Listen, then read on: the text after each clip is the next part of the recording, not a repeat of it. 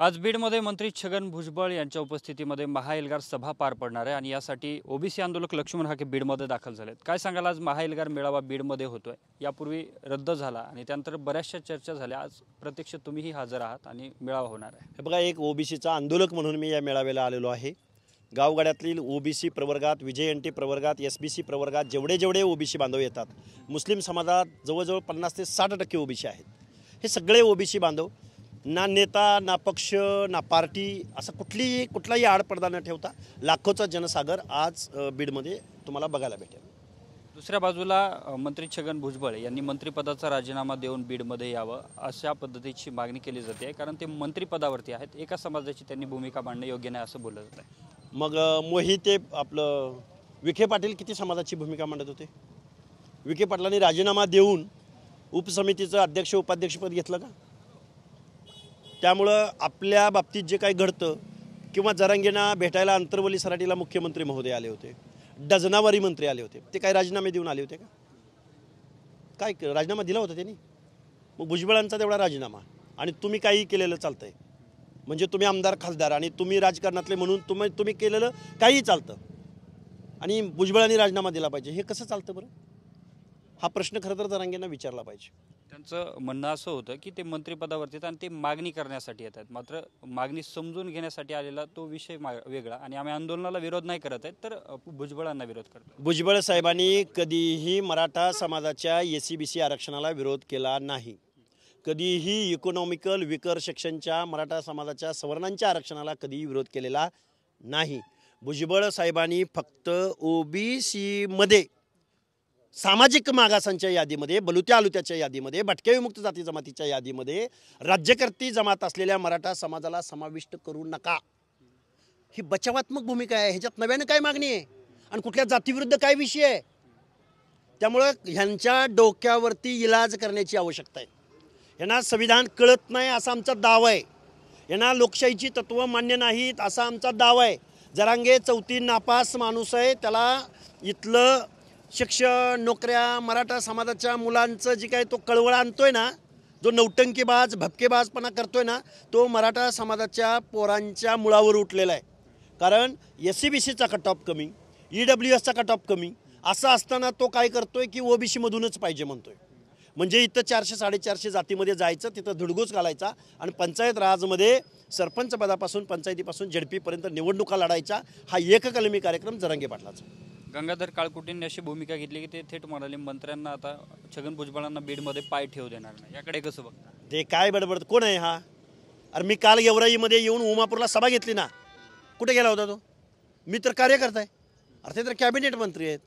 हे बोलाची कडी, हे बोलत राहतात, बोलावं त्यांनी, काय अडचण नाही। जरांगे पाटील असं म्हणाले की अजित पवारांच्या राष्ट्रवादीचा हा कार्यक्रम आज होतोय।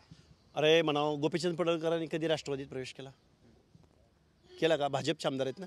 इथं ओबीसी बांधव जातीपातीच्या पलीकडे जाऊन, पक्षाच्या पलीकडे जाऊन, संघटनांच्या पलीकडे जाऊन ओबीसी म्हणून एक होतोय आणि ओबीसीचं आरक्षण वाचवणं हा त्यांचा विषय आहे। आणि ओबीसीचं आरक्षण वाचवण्यासाठी जर ओबीसी बांधव एकत्रित येत असतील आणि जरांगे जर त्याला पक्षीय रूप देत असेल, आणि मग तुम्ही आंदोलन केली ती कुणाची होती? हे खरं आहे, हा माणूस एकदम लहरी मोहम्मद आहे। सकाळी एक बोलेल, दुपारी एक बोलेल, संध्याकाळी एक बोलेल, रात्री वेगळंच बोलेल। त्यामुळं जरांगेंनी काही बोलावं, बोलत राहावं। आम्ही आमचं आरक्षण वाचवण्यासाठी या महाराष्ट्रामध्ये ओबीसींचे महाएल्गार मेळावे महाराष्ट्रात होतील। तुम्ही रात्री भाषणातून असं म्हणालात की जिल्हा परिषद पंचायत समिती तुम्ही लढणार आहात, आमदारकीच्या बाबतीतही तुम्ही बोललात, कशा पद्धतीचं नियोजन असेल आणि स्थानिक स्वराज्य संस्थेच्या निवडणुकीत आता तुम्ही खरंच उतरणार आहात का? हे बघा, आम्ही फक्त ओबीसी रिझर्व्ह जागेवर उतरणार नाही आहोत, तर ओपन जागेवर सुद्धा ओबीसी बांधवांना उभं करणार आहोत। आमच्या अनाथ माती कालवण्याचा जर इथल्या कुठल्या आमदारांनी खासदारांनी प्रयत्न केला असेल तर त्यांचं पॅनल पराभूत करणे हा आमचा अजेंडा आहे। त्यामुळे आम्ही त्यामध्ये निश्चित उतरू आणि आमदार खासदार ज्या आमच्या बापजाद्यांनी आम्ही पंचायतीवर, सरपंच पदावर, आम्ही गावागावात बावकीत जातीमध्ये भांडणं केली आणि ज्यांना आम्ही आमदार बनवलं त्या माणसांनी जर आमचं आरक्षण घालवलं असेल, आम्हाला आमदार बनायचं नाही का? जिथं कायदा लिहिला जातो, जिथं रिझर्वेशनची पॉलिसी ठरवली जाते, तिथं जर आमची माणसं बोलणार नसतील, आमच्याबद्दल बोलणार नसतील, तर तिथं आम्ही जाणं काही वावगं आहे का? आणि आम्ही ते स्वप्न बघू नये का? म्हणजे आम्ही मतं द्यायला जन्म घेतला आहे आणि यांनी फक्त आमदार खासदार कारखानदार व्हायला जन्म घेतला आहे, हे कुणी सांगितलं? त्यामुळे शासनकर्ती जमात व्हा, हा डॉक्टर बाबासाहेब आंबेडकरांचा संदेश आम्ही ओबीसी मधल्या शेवटातल्या शेवटच्या घटकापर्यंत घेऊन जाणार. तुम्ही असं म्हणालात की मराठा समाजासोबत आम्ही स्पर्धेमध्ये टिकू शकणार नाहीत, कशा पद्धतीने? कसं टिकेल सांगा.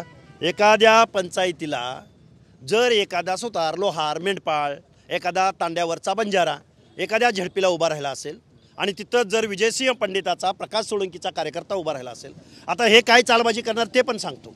हे आमदार खासदार आता तिकीट देणार ओबीसीला, पण बंडखोरी करायला लावणार कार्यकर्त्याला, बंडखोराला निवडून आणणार आणि ओबीसी तिकिटावर उभे राहिलेल्या माणसाचा पराभव करणार. हे राजकारण आत्ताच्या निवडणुकीत आहे आणि पुढच्या निवडणुकीमध्ये तर ओबीसी बांधव हा टिकूच शकत नाही. त्यामुळे ओबीसीचं आरक्षण संपलेलं आहे. कुणी कितीही दावा केला तर हा GR घेऊन कुठल्याही माणसानं कुठल्याही तज्ज्ञानं कुठल्याही अटॉर्नी जनरलनं आमच्यासमोर बसावं, आपण त्या शब्दाचा अर्थ सांगू आणि ओबीसीचं आरक्षण कसं संपलंय हे महाराष्ट्रातल्या लोकांना आपण समजावून सांगू. एका बाजूला हा GR रद्द होऊ शकत नाही असं जरांगे पाटील म्हणतात, कुठेही गेलं तरी. तुम्ही दुसऱ्या बाजूला GR रद्द करण्याची आजच्या सभेतून मागणी करता, हे स्पष्टपणे काय? होऊ शकत नसेल तर तुमचे आमदार खासदार आणि कोण मंत्रिपदावर येतंय आणि कोण राजसत्तेत जातंय हे ओबीसी बांधव दाखवून देतील. नका करू GR, घ्या आमचं पंचायत राजमधलं आरक्षण.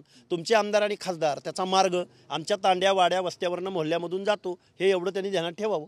आज काय स्पष्ट मागणी असणार? आमची स्पष्ट मागणी 2 सप्टेंबरचा गव्हर्नमेंट रिझोल्युशन जो ओबीसीचं आरक्षण संपवणारा रिझोल्युशन आहे, हा रिझोल्युशन रद्द झाल्याशिवाय ओबीसी कुठेही थांबणार नाहीत. ओबीसी इथल्या राज्यकर्त्यांना धडा शिकवतील. नक्कीच आपल्यासोबत लक्ष्मण हाके होते, जे बीडमध्ये आता दाखल झालेले आहेत आणि त्यांची स्पष्ट मागणी आहे 2 सप्टेंबरचा जो GR आहे तो रद्द करण्यात यावा. यामुळे आजच्या या सभेकडे सर्वांचं लक्ष लागलं आहे. कॅमेरामन प्रमोद रोमनसह मी अशोक काळकुटे, TV9 मराठी, बीड.